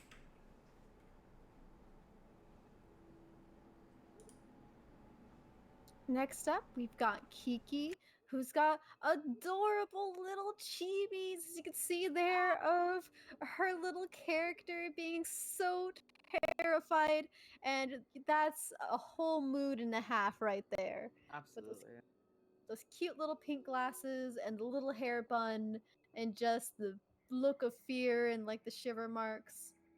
Yeah, It's that fear is me as a stalker kid, like hiding in like a corner after like I take a picture of some kids, like hoping they don't notice me as I'm trying to immerse myself in like the environment of TBC, like in a bush or something. Definitely, I love it. It's so cute. It's like me when I hear SAO is out. I'm like, no, no, thank you. Turns off enhanced horror. Yeah, exactly.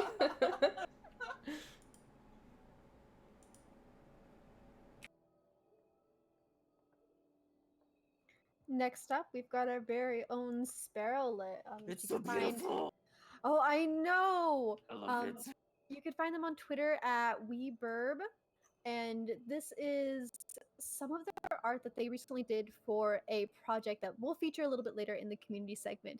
But this is their individual pieces for that project, and it's the gods shown as tarot cards. Yeah. And as you can see here, these are just beautifully done in the symbolism, in the choice of the cards, in the graphic design and the colors. Like, Mhm. I don't know, I want to print these out and I just want to rub them all over my face. They're I beautiful. completely agree with you. Like with the whole rubbing and everything. Like, wow, I paid for a deck of these. They're so beautiful. I love Oh, I the would art too. for the hangman. How he's like half a fragment, like half a kid, like half another kid, like piece another kid. Like, oh my god, it's so beautifully thought out. Like, It's so I'm speechless. symbolistic. It's Being so able- symbolistic in the artwork and the card chosen. Like, I don't know. I really like it. And if you're familiar with how the Hanged Man usually Mhm. looks in Yeah. tarot decks as well, like this not only fits TBC really well, but it fits so well into the symbolism of tarot cards in general. Like, this is like some major skill. Yeah, it is. I'm like waiting for Sparrow to release more cards. Hopefully some prints. Definitely. We'll see. Right? Soon, please, soon. Sparrow, come on, hurry up. Just kidding. Sparrow, please. Next up, we are actually featuring our Blackout Club wiki, which, you know, with the 1.0 coming out, we want to give like a little bit of time dedicated to this and all of the hard work that all of the people in the community have been putting into it. We've had a bunch of contributors working on the wiki itself. We have Amanes, Azura J, Kyle F890, Mr. Music Man 789, the dev Patches, they Satanic Santa, who I believe is an admin for Gamepedia, and dozens others who have submitted tiny fags, who have submitted screenshots to help fill out things like the cosmetics pages, and the people who have been submitting their interactions as well. Like, this is months of work, all consolidated down into a single website, and it's expertly done, beautifully formatted, and a great source of information for the community. I completely agree with everything you said. Also, I've never heard of a Satanic Santa. I've heard of the regular one, but I'm not too sure about the Satanic one. Yeah, Satanic so- Santa is from Gamepedia. Just Yeah, kidding. he's just like regular Santa, except he's got a the horse. pentagram. Yeah. Take up on his forehead. I need Bruce Fire. It's also I'm so sorry. hard to show off the wiki and screenshots, but you can tell here Absolutely. not only all the content that they have, but even the little details like matching the font of the wiki to what we would see in the Blackout Club. Even like in the event section that they have on their front page to keep everybody, you know, involved into exactly what's going on with the Blackout Club. You can always check that out to see when our next podcast is even. They have the name fragment scavenger hunt info. Really, this is like a one-stop shop for all the info on the Blackout Club. Yeah, Mysteries Weekend adds that it's styled just like the game with fonts. So Mhm. there's even the font immersion. Exactly. Next up, Music Man will code in the Blackout Club, but a browser VR version. Yeah, Good and it'll luck. like basically like the shape will get closer. You'll have to like navigate through the wiki pages to like escape the shape. Oh god. See, Music Man, you have to do this. We've already said that you're going to do it, so good luck with Yeah, okay, yeah. We said it, so it's happening. Next up, we've got Pi. And as you can see here, Pi has some really beautiful illustrative pieces that they've done of their Blackout Club characters. There on the left, you can see a completed piece that they've done with their character Lou. And I love everything about this. I love the lighting, I love the coloring, I love the composition, I love the darkness of the main character surrounded by the halo of in her teeth. And then off to the right, you can see like the detail shots of the characters' friends in the background who are just I really like this because this is such good character design, I love it. and so expressive of their personalities in a single picture. This is honestly amazing artwork, and if you have the time, definitely give Pie a follow on their Twitter at Pythos Art. I saw in the chat that Magpie even said that they bought the game after they saw this piece. And I just, Oh my like, God. I already had the game, but this piece gave me shivers to, like, my core because I feel like with the coloring and the aesthetic and everything that's going on, it's literally like wrapping up the Blackout Club, putting a bow on it, and being like, here's what you're about to get into. I just love it so much. And it hits it right on the head. Yeah, I completely agree. I love the detail and I love the different characters and how they're styled differently. I really love it. It really shows Red Acre is a very diverse place. Definitely. And speaking of diverse, we've got some more kids to show off here. This is Gina. Gina did a nice little ref sheet of their Oh, yeah. character here, which, you know what? Great fashion sense. Pink hair, perfect. Pink glasses, sublime. Oh my Pink God. bandana, like, I don't know how you can make this any better, but they did. They've got the Yellow pink jumpsuit shoes. in the background, right? And then the jacket over it or something. Like, this Is is it One Piece? beautiful. Yes, it is a one piece. I Is it love a- that sassy look, like that one eyebrow up. Oh, you can just tell, like, they are so full of sass. And, like, that person's the one you want to, like, hang out with in the Blackout Club and go out with that night. That one's the one that's got your back. Like, you can just tell. Yeah, Mhm. I love it. I love the one of her them being scared and they're just crouching. Mhm. I like the look of fear in their eyes, the intense. It's nice. It's so expressive. It's just beautifully expressive.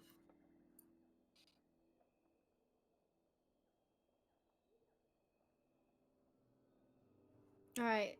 Next up, we're going to talk about the Dreaming Prophet. And this is a podcast started by Astro and Lavanya in the community. And they've already got about 3 episodes up that you can listen to on Google Play, Spotify, Apple Music, and we have 1 episode on YouTube. So, Astro, do you want to talk a little bit about the Dreaming Prophet? Yeah, so the Dreaming Prophet is aimed at a couple different audiences, but mostly it is for people who want to know more about about the lore of the game. It's pretty disparate, the information. You have to go looking for it and try to scrounge it up. And so we saw a need in the community and we decided it would be nice to have something that summarized information for people who don't play as often, who aren't in the Discord, who are new, and maybe also as a refresher for other people. Um, so our tagline is that we have minimal speculation and a focus on the known facts. So that's about what to expect getting into the podcast. We have 3 episodes up right now, as Archer has mentioned, and we are planning to release another one this upcoming Tuesday. We update on a bi-weekly basis. Um, Pretty straightforward, pretty simple. We have 30-minute episodes, and it's a lot of fun. Definitely. And I can contest to all the hard work and the dedication that goes into this podcast. I even feature for a brief period of time in episode 3, and their attention to detail is just, it's sublime. It's amazing. I heavily recommend this to anyone who wants to learn more about the lore but is a little bit like overwhelmed with the rest of the game, or even like the wiki. Like, this puts the lore in front of you and starts you from the very beginning and shows you all the ropes. It's a great podcast. I recommend give it a listen. Check out the next episode coming out this Tuesday. You can definitely see the care that was put into it. I think even if you're not a new player, like I know for me at least, I have listened to the first 2 and part of the 3rd episode, and I put them on while I was, adulting because that happens, I guess. And it was like so entertaining and so much fun. My chores were over in like 0 time. And like I learned stuff even as a seasoned player that I had no idea before. And I really liked the fact that there was, as little speculation as possible. So you can take those facts that you're learning and then you can build your own theories off of them. So I think Yeah, it's absolutely. not just for new players, but even for those of us tinfoil hat people who sometimes get too caught up in the tinfoil, you can go back to the basics and see, okay, what, is the game really giving us as fact?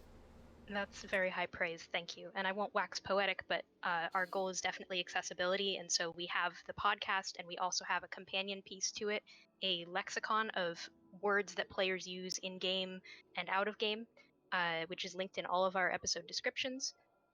And we're putting up we have transcripts up for our current 3 episodes, and we'll keep putting them up as we go.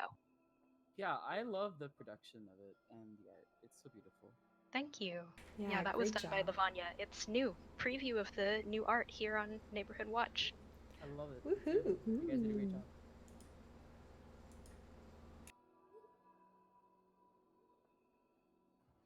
All right.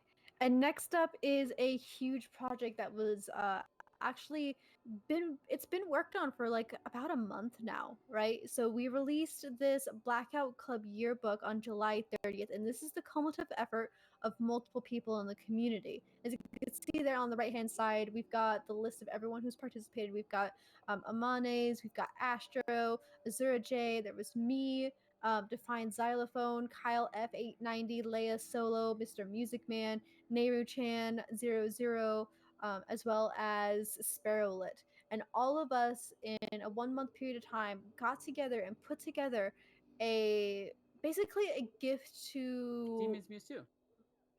Demon's Muse. Oh, Yeah. oh, I'm so sorry. I It's okay. skipped over her completely. I'm so sorry about that, Muse. If you're listening, I'm so sorry. It's okay. But this is a gift from us to the devs and the community.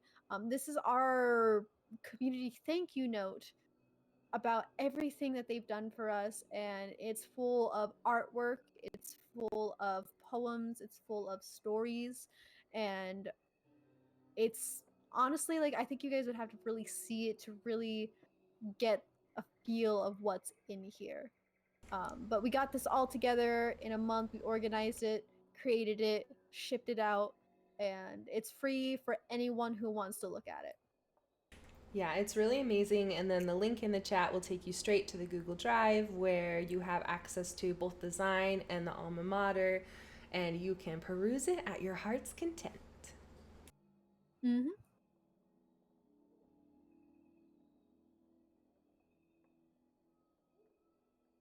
Yeah, I love the design and I love the art. I love the concept too. It's so beautiful. It's an actual course yearbook that's been defaced by TBC Kids. Defaced by. Mm-hmm. Yeah, Yeah. I love it. Yeah, it's very nice. And then next up we've got another piece by Astro here. You can see here they're a very busy little bee. They've they created an original song called Stalker.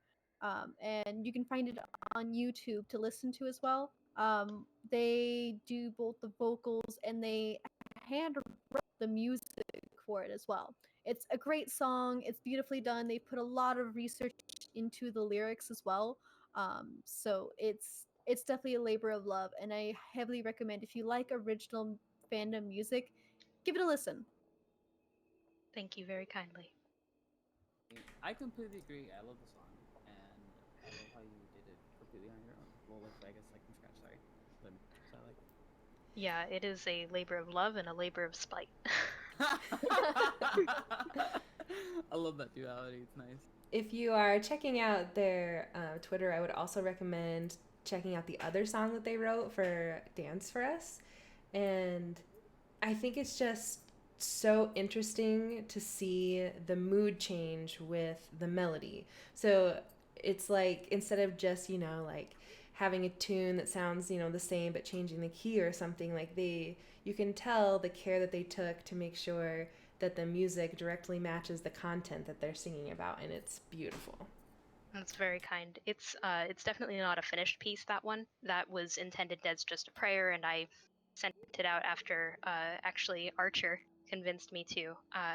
But it's fun, I feel, and it's always good, even if you don't think your own work is perfect, to put it out there. Absolutely.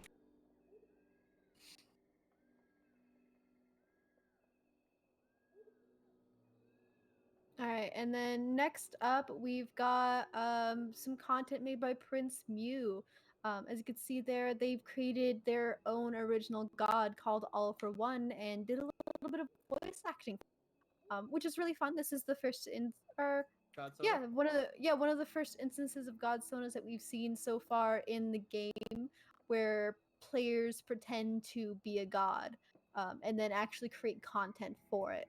So it's pretty interesting, and I really like the logo there for All for One of the three slashes through the paper. It looks like, which makes me really interested in wondering what this god is all about. I totally agree. And now bear with me because we have never before had videos in our community segment. So I hope this works. I'm crossing my fingers. But I did load one up so that hopefully it can give you a few seconds taste of what you might find at the links that are in chat.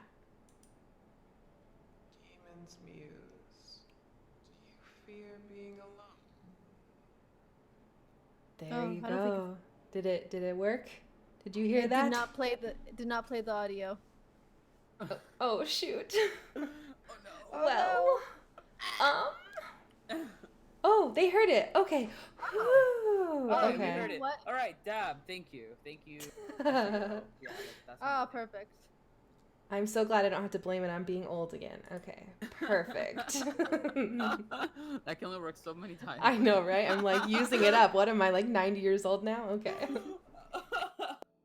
Next up, we've got some artwork by Bucket. I love Bucket Bucket's has artwork. been Bucket's got some beautiful artwork of personifications of the gods in like physical form. As you can see here, they've not only drawn some great designs, but they've immediately taken those designs and put them into hilarious situations. One of my favorite ones is the one on the right, which I don't know if you guys have seen that Vine about the guy like screaming at the dog, be like, "Oh, he's gonna bite me," and the other person's like, "Oh, he don't bite." Yes, he is. You see him? And it's right there with the shape and the lucid saying it's fine, he don't bite.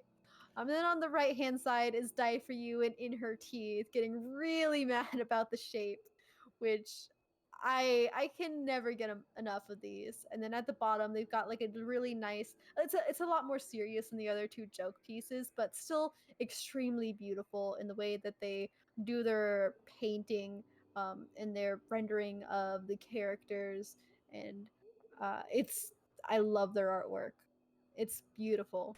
The attention to detail they have in their painting skills is phenomenal. Their color choices too are just always so on point. Mm-hmm. Definitely.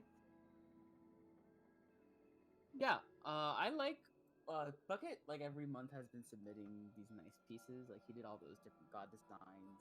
My favorite thing about the comic on the right is how it plays on how everyone says the shape is Stika's pet. So like it really is. He's like walking him like a dog, and then with the stick on his right hand, like he's playing fetch with him. I can't with that.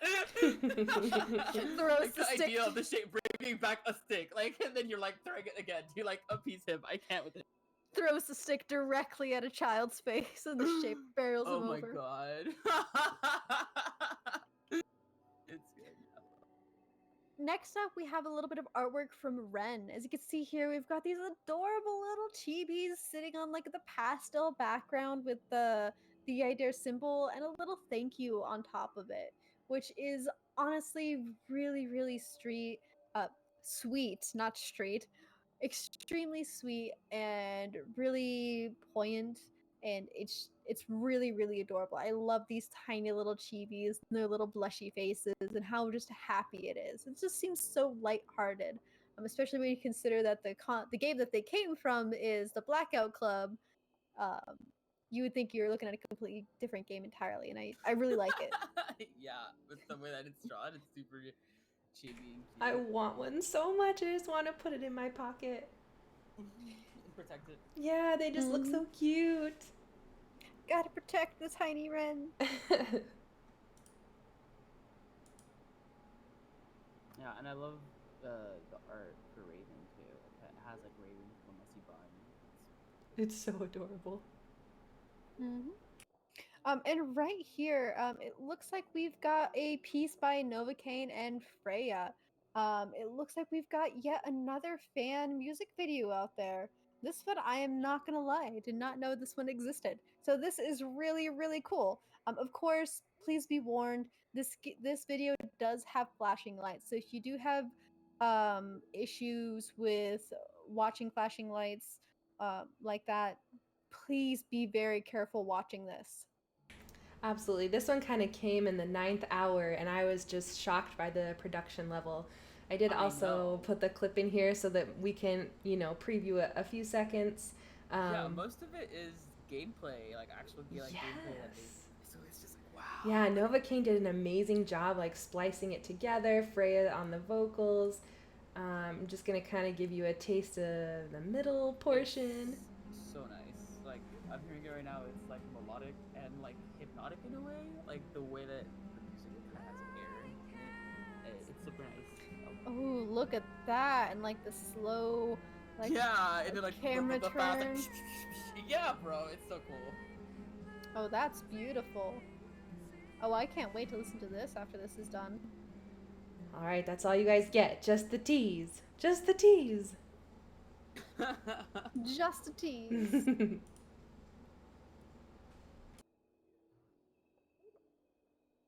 And that's it for our community segment. Again, this segment and this podcast would not exist without the rest of you out there in the community. So if you guys have anything you want us to feature anytime in the future, whether it's information, artwork, poems, stories, more songs, community guides, anything related to the Blackout Club, please reach out to one of us either on Discord or on Twitter at our official Red Acre Watch Twitter, or you can email us. Um, all of those places are good places to contact us to feature anything you want. Yeah. Anything you want. I completely agree. Come Yeah. submit us art. Submit your writings, submit guides, anything. TV series. If you somehow manage to make a stop motion film for the Blackout Club, send that immediately. If you somehow manage to make a sculpture of the shape out of butter, we'll take that too. Or I don't know out how of you're gonna soap? ship it to out of soap. You're gonna carve the shape out of soap. We All the want better it to on this. cleanse your sins. I love it. This is perfect. If you own a farm and you go out to like tend your cows and you find a cow patty that looks a lot like Speaker's One, please let us know. We definitely Please need do that that one. too. If you're eating a bag of Cheetos and it looks like a God symbol when you take it out, send us that too. And then send it to the Cheeto company so you can get some money. And just we will take yes, anything. we did just say that, Liz. Send us poop. Okay, you heard it here first. Also, don't forget we tend to use the hashtag RedAcreSpeaks in the Blackout Club. If you're not familiar, if you look up that hashtag, you can see a lot of Blackout related content. So if you are posting content on your various platforms and you do want it to be seen, obviously tagging the Blackout Club is great. And then if you remember to use the hashtag RedAcreSpeaks, it'll be seen by even more of us clubbers. Yeah, and if you guys would like for us to host you, if you are a Twitch streamer and want us to host you, you guys can DM us and we'll definitely put you in our hosts thingy queue thing. 100%. Definitely. We will get you guys out there. We will show you to the world because that is still content that you are making for the Blackout Club community and we want to show you. We want to shout everyone. We want to put you on a pedestal and point at you and say, check this. Look at it. Look at it. Absolutely. And yeah, And thank you guys so much yeah. for taking the time to view the podcast, to sit with us live stream, and to talk with us and give us your questions. And thank you so much. Definitely. And I think that might be it for our podcast for today.